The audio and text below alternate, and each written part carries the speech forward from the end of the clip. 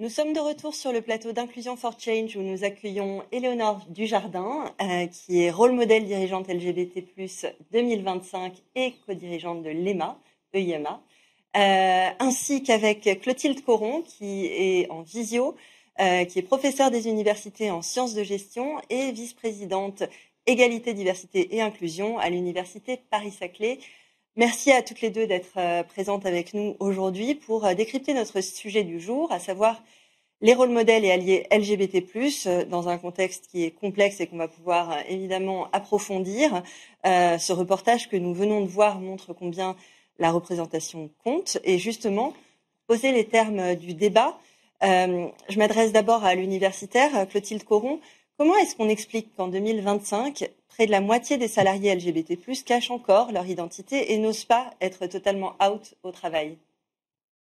Alors, en fait, les chiffres montrent que les salariés LGBT, notamment, moi j'ai plutôt travaillé sur les salariés lesbiennes et les salariés gays, restent quand même plus exposés aux discriminations et aux violences que les salariés hétérosexuels. Hein. Pour vous donner une idée, sur un échantillon représentatif de salariés, il y a environ 27% de salariés lesbiennes qui disent avoir déjà été victimes de discrimination dans leur organisation de travail, contre 11% de femmes salariées hétérosexuelles.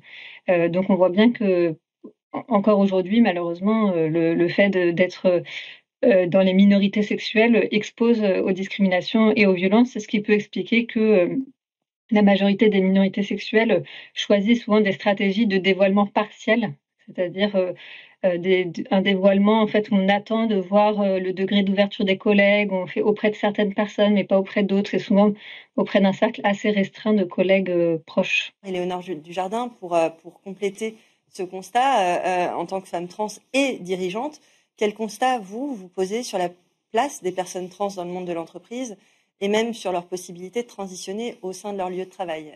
Pour vous dire où on en est, je voudrais vous raconter un peu une anecdote. J'étais avec une haute responsable dans un ministère et je lui disais, oui, il y a beaucoup de choses à faire avancer. Elle me dit, attention au backlash, attention comment les gens vont le prendre, tout ça. Et je lui dis, bon, c'est quand la dernière fois que vous avez vu une femme comme moi dans une réunion? À chaque fois que je vais au vœu du maire de la ville de Toulouse, par exemple, à chaque fois que je vais dans une réunion de la communauté d'agglomération, à chaque fois que je vais où que ce soit, où que j'aille, je suis toujours la seule. Je suis toujours la première.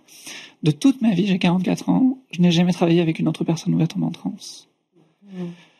Alors certes, c'est anecdotique, mais ça l'est pas du tout.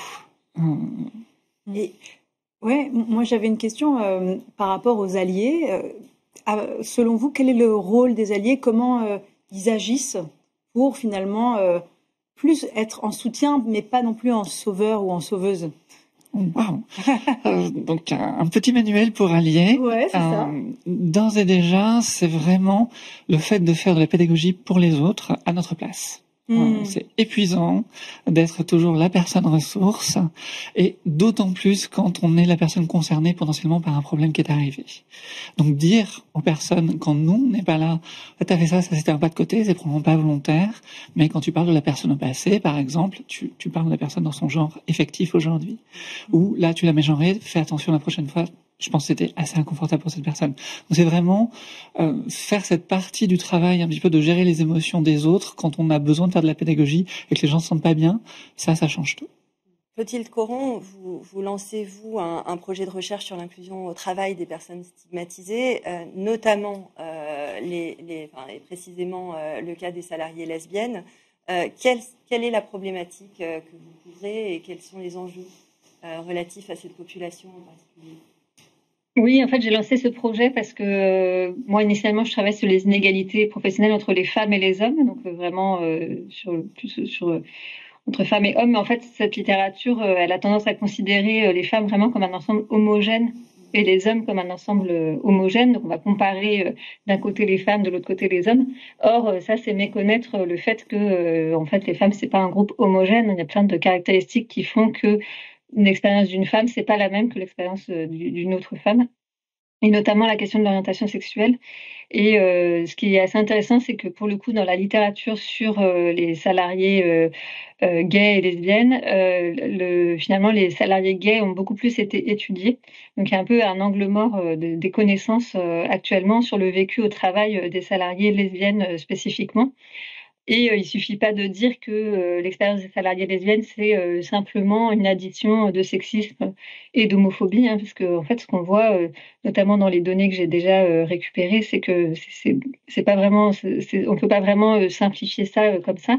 D'abord parce qu'il y a des formes de violence particulières, ce qu'on appelle la lesbophobie, mais dans le même temps il y a quelque chose qui est assez paradoxal, c'est que alors qu'elles sont plus confrontées aux violences, aux discriminations, les salariées lesbiennes elles sont plutôt alors pas avantagées, mais elles sont en tout cas moins pénalisées que les salariés femmes hétérosexuelles dans tout ce qui est carrière et réussite professionnelle. Donc ça montre qu'on peut pas simplement dire que les femmes lesbiennes c'est une combinaison de sexisme et d'homophobie. Hein. C'est pas ça, parce que il y a un paradoxe à comprendre autour de leur situation. Et moi, je voulais juste compléter et en savoir plus, Clotilde, parce que on voit des enquêtes qui disent que quand même globalement il y a des chiffres qui sont plus encourageants. On voit de plus en plus d'employeurs qui sont LGBT friendly, même si j'aime pas cet aspect anglophone de l'expression. Donc on a l'impression que ça va de mieux en mieux. Et là, et je vais tutoyer parce qu'on se connaît, tu viens de le dire, finalement, ça cache des choses. Il y a des inégalités qui sont invisibles, il y a des violences qui existent. Est-ce que tu peux nous en dire plus sur quel type d'inégalité, quel type de violence? Oui, alors ce qu'on voit, c'est que les femmes lesbiennes, en fait, elles sont particulièrement exposées, notamment aux comportements humiliants. Et ça, c'est vraiment une spécificité des femmes lesbiennes, parce que par ailleurs, elles sont aussi assez exposées aux violences sexistes et sexuelles, mais ça, c'est le cas aussi pour les femmes hétérosexuelles. Donc la spécificité vraiment des femmes lesbiennes, c'est l'exposition aux comportements humiliants. Alors après, elles ont aussi une assez forte exposition, enfin plus élevée que le reste de la population, à tout ce qui est violence morale, mais ça c'est valable aussi pour les salariés gays. Donc en fait, ce qui les distingue vraiment par rapport à la fois aux salariés, aux femmes hétérosexuelles et aux hommes gays, c'est cette exposition aux comportements humiliants. Ça c'est la première chose. Et la deuxième chose qu'on voit quand même plutôt dans les entretiens qu'on a menés avec des salariées lesbiennes, c'est le côté, la présomption à l'hétérosexualité, en fait. C'est-à-dire que toutes les femmes qu'on a interviewées, elles expliquent que leurs collègues, à un moment, leur disent « Mais toi, ton mari, il fait quoi ?» Et donc là, ça met les personnes en difficulté, même si c'est pas violent comme question, hein, on peut pas le ranger dans le registre des violences. Mais de fait, ça crée des difficultés pour les personnes qui savent pas comment réagir. Alors, soit je reprends le collègue, mais bon, ça dévoile l'orientation sexuelle, alors peut-être pas au moment où je voulais le faire, par exemple. Soit je reprends pas le collègue, mais alors on a des entretiens, par exemple, avec des salariés qui expliquent qu'elles ont été enfermées dans une sorte de mensonge pour ne pas avoir repris un collègue une première fois. Et finalement, après, elles se disent, bah, c'est trop tard, parce qu'il va falloir que j'explique pourquoi je l'ai pas dit la première fois. Donc, finalement, il y a encore pas mal de sujets qui sont plus ou moins graves, on va dire, dans une échelle de gravité entre des violences sexuelles et puis là, ce que je vous disais, des violences beaucoup plus d'ambiance, on va dire, mais qui ne sont pas anodines hein, pour le vécu au travail des salariées lesbiennes. On va revenir au rôle modèle et à leur place pour favoriser la visibilité LGBT+, et permettre à de nombreuses personnes d'être pleinement elles-mêmes au travail. Éléonore Dujardin, d'abord, qui peut être rôle modèle? C'est une question bête, mais je pense que ça intéresse certaines personnes qui nous écoutent, qui nous regardent. Et quelles sont les actions qui peuvent être mises en place en tant que rôle modèle ou allié du reste pour favoriser l'inclusion, la diversité, favoriser la visibilité de personnes qui n'osent pas? Donc, peut être rôle modèle toute personne qui travaille à une plus grande inclusion des personnes LGBT en entreprise, qu'elles soient elles-mêmes concernées ou qu'elles soient simplement alliées. Donc, si vous n'êtes pas une personne concernée, si vous n'êtes pas LGBTQIA+, même si vous n'êtes pas plus, vous pouvez être rôle modèle si vous travaillez au fait qu'on soit mieux et qu'on puisse être nous-mêmes au travail. Ensuite, ce qu'on peut faire, c'est très très large. Si on prend simplement, par exemple, la question trans, une de mes premières actions, ça a été de faire mettre des corbeilles dans les toilettes des garçons. Parce qu'il y a des hommes trans dans la vie, et que repartir avec... voilà, on va pas rentrer dans les détails, mais on va de ça à mettre en place des process administratifs qui permettent des changements de prénom ou des changements de civilité à l'intérieur de l'entreprise, jusqu'à des choses qui vont beaucoup plus loin. Il y a certaines entreprises qui font des congés de transition, donc qui rajoutent des semaines qui sont données pour les gens pour se remettre, parce qu'un vrai problème que peuvent avoir les entreprises dans ces cas-là, c'est que beaucoup de personnes trans prennent une année sabbatique et souvent quittent l'entreprise pour faire leur transition, ou juste après avoir fait leur transition, pouvoir être tranquille. Donc les entreprises ont tout intérêt à se positionner activement comme accompagnatrices des transitions, de manière à fidéliser leurs talents, parce qu'il y a beaucoup de gens très talentueux. Quand vous dites pour pouvoir être tranquille, c'est pour ne pas avoir à expliquer qu'elles ont transitionné, c'est ça, expliquer leur nouvelle identité, etc. Entre autres choses, puisque si on prend le cas spécifique des femmes trans, notre survictimisation concernant les violences sexuelles et sexistes est très bien documentée. Donc, bien sûr, avoir à s'expliquer, c'est difficile. Il y a de la pression sociale, il y a même de l'humiliation, des formes de harcèlement, encore plus que les salariés gays et lesbiennes, ce qui est beaucoup dire. C'est vraiment beaucoup dire. C'est pas du tout une minimisation. Mais on peut aller jusqu'à des choses qui sont beaucoup plus graves, et beaucoup de personnes trans font le choix simplement de laisser leur vie derrière et d'aller ailleurs, ce qui fait que ça augmente l'invisibilisation, ce qui continue l'exclusion systémique, et c'est un cercle vicieux. Si on devait dire à une entreprise demain, voilà, maintenant la stratégie c'est faire émerger les rôles modèles, qu'est-ce que vous proposeriez? Qu'est-ce que vous auriez des idées? Je pense que c'est pas du tout la stratégie que je prendrais, en fait. Ok. Je prendrais vraiment une stratégie de construction de leadership. En fait, on a, parmi les personnes minorisées en général, on a vraiment un vivier de talent qui est sous-exploité. Et on a un ensemble de perspectives qui sont absolument vitales jusqu'au comité exécutif, en fait. C'est vraiment vital. Ça change toute la manière dont le business est fait. Et on sait très bien que les diversités de genre, c'est le BCG qui a étudié ça, vont donner jusqu'à 20% de chances de surperformer le marché. Donc, moi, c'est sur quoi je m'appuierais, ce serait pas forcément les rôles modèles, ce serait vraiment de monter en puissance des personnes concernées, et ensuite en faire des rôles modèles. Et ensuite dire, regardez, par exemple, moi, ce que j'ai fait en 5 ans, j'ai triplé la taille d'une école sur un marché qui a dû gagner 20% en 3 ans, en 5 ans. Donc ça, là, du coup, on devient un rôle modèle, mais pas parce qu'on a voulu nous mettre en avant, mais parce qu'on nous a donné les moyens de réussir, et c'est ce qu'a fait la PDG de l'EIMA. Clotilde parlait tout à l'heure des obstacles que rencontraient les personnes gays et lesbiennes en particulier. Est-ce qu'il y a une documentation, est-ce qu'il y a des choses sur justement les obstacles que rencontrent aussi les personnes trans et non binaires? Est-ce qu'il y a des études qui sont faites sur le sujet et qui approfondissent ça pour montrer un peu la voie? On a un double problème. Un double problème, c'est que pour toutes les données, qu'elles soient des données médicales de base pour prendre soin des gens jusqu'aux données professionnelles et sociologiques, les populations trans sont sous-étudiées. Alors qu'on est une toute petite minorité, on est sous-étudié par rapport à qui on est, très très largement. Donc ça, c'est un problème. Et l'autre problème, c'est que justement, quand on fait la collection de données, on fait pas mal de collection de données de problèmes, mais il y a très peu de travail qui est fait sur la dimension constructive et faire avancer les choses. Et du coup, on travaille un peu entre ce carré des là de peu de données qui sont pas forcément adéquates et des données qui nous donnent pas une image de à partir de quoi construire. Donc voilà, c'est donc les problèmes qu'on a, ce sont pas les mêmes pour les hommes trans, ce sont pas les mêmes pour les femmes trans.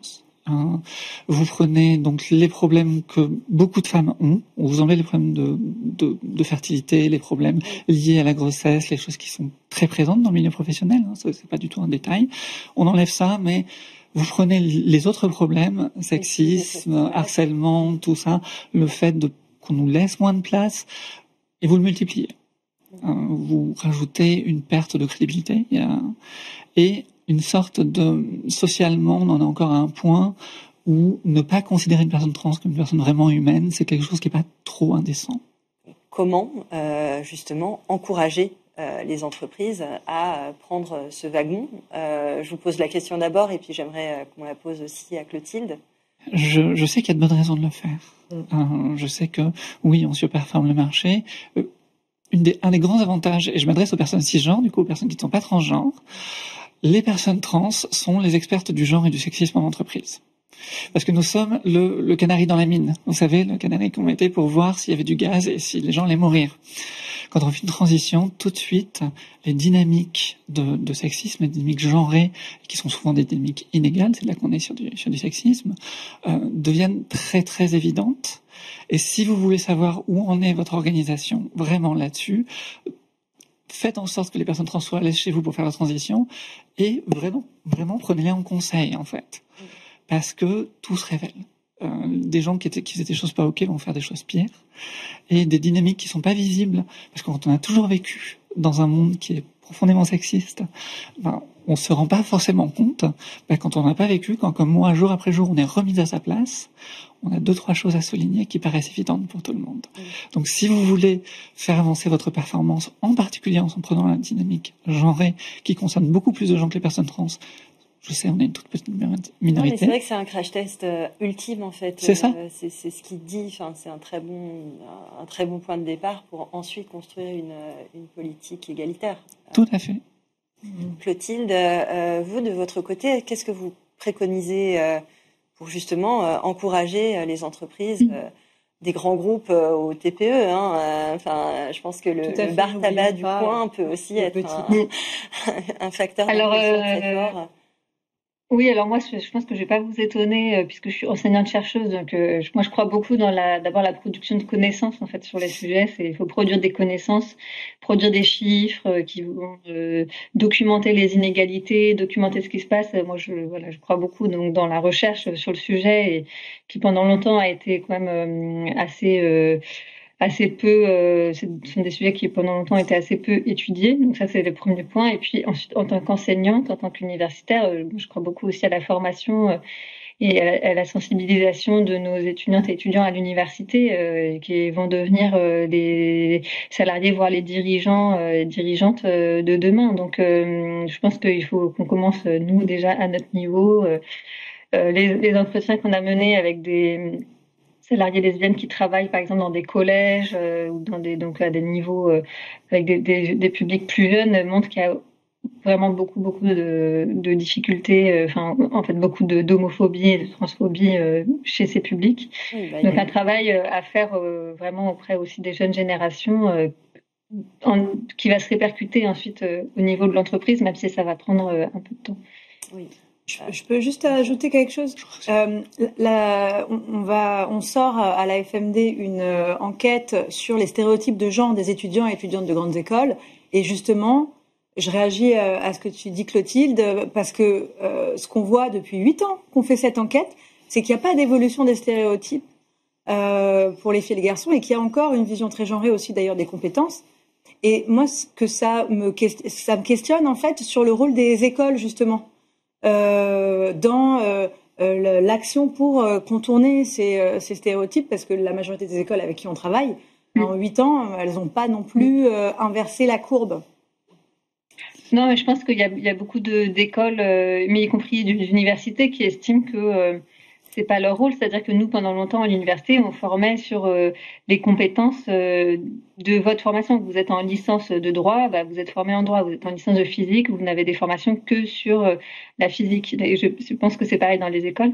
Là, c'est assez récent que les universités et les écoles commencent à se dire, non, on doit aussi former sur des valeurs plus sociétales, sur des engagements citoyens. Donc, on voit dans les universités maintenant qu'il y a des formations sur par exemple, nous, à l'Université Paris-Saclay, on a mis en place des formations sur le développement durable, on a mis en place des formations sur les violences sexistes et sexuelles. Et donc, c'est là qu'on voit que ça peut tout à fait, ça se développe en tout cas dans les universités, l'idée de se dire, de sortir d'une logique de formation un peu circonscrite à un domaine de compétences et se dire qu'on forme aussi des citoyennes et des citoyens, en fait. Donc, pas seulement des gens qui ont des compétences. Oui, excusez-moi, je vous interromps parce qu'on a presque plus de temps. Éléonore Dujardin, vous êtes co-directrice d'une école justement, et ça compte. C'est un vrai, c'est du méta rôle modèle à ce stade. Qu'est-ce que ça fait au sein de la communauté des étudiants? Qu'est-ce que ça provoque comme justement libération aussi, possibilité d'exister, de se sentir à l'aise? Oui, et d'ailleurs, c'est un petit point sur le point d'avant, c'est que la chose qui change, c'est la position des dirigeantes et des dirigeants. Ça change tout, avoir cet appui-là. Dans l'école, il y a vraiment eu un moment très très touchant quand j'ai fait mon coming out auprès des élèves. Il y avait des élèves concernés. Je suis passé un peu dans toutes les classes. J'ai voulu l'accompagner. Les gens n'ont pas l'étiquette, les gens n'ont pas les cases, donc c'est important d'accompagner. J'ai vu les élèves en face de moi, certains vraiment pleurer de soulagement, de savoir qu'il y avait une personne qui avait du pouvoir sur leur environnement, qui savait exactement ce qu'il vivait.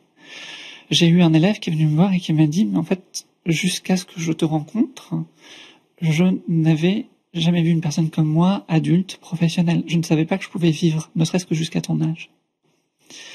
Et ça change tout. Et c'est vraiment pour ça qu'on travaille. Merci beaucoup, Éléonore Dujardin, pour ce témoignage extrêmement touchant. Merci à vous deux, Éléonore et Clotilde Coron.